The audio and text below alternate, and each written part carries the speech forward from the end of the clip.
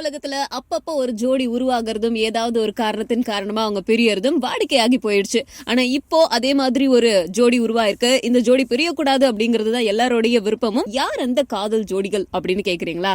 விஜய், ஸ்ருதி ஹாசன், ஹன்சிகா, சுதீப், ஸ்ரீதேவி இவங்கெல்லாம் நடிச்சிட்டு இருக்கிற போலி திரைப்படத்தோட இசையமைப்பாளர் தேவி ஸ்ரீ பிரசாத். இவருடைய இசையில இந்த திரைப்படம் கூடிய விரைவில் வெளியாக போகுது. ஆனா இந்த திரைப்படத்துல ஏண்டி ஏண்டி அப்படிங்கிற ஒரு பாடல் மட்டும் டீசரா வெளியாயிருக்கு. இந்த பாடல விஜயும் ஸ்ருதி ஹாசனும் பாடியிருக்காங்க. சோ இது தொடர்ந்து தேவி ஸ்ரீ பிரசாத் சொன்னது என்னன்னா, என்னுடைய மியூசிக்ல விஜய் அண்ட் ஸ்ருதி ஹாசனுடைய குரல்ல இப்படி ஒரு அழகான மெலடியான பாடல் வெளிவந்திருக்கு. எனக்கு ரொம்ப சந்தோஷமா இருக்கு. நான் ஒரு கிட்டார் பைத்தியம். சோ எனக்கு ரொம்ப பிடிச்ச கிட்டாரை வச்ச மெலடி அந்த பாட்டை நான் உருவாக்கியிருக்கேன். இந்த பாட்டை இளையராஜாக்கு சமர்ப்பிக்கிறேன். அண்ட் இது கூடவே உங்களுடைய காதல் பின்னணி என்ன அப்படின்னு சொல்லி கேட்கும்போது அந்த காதலி யாரு அப்படின்னு தெரிஞ்சு போச்சு.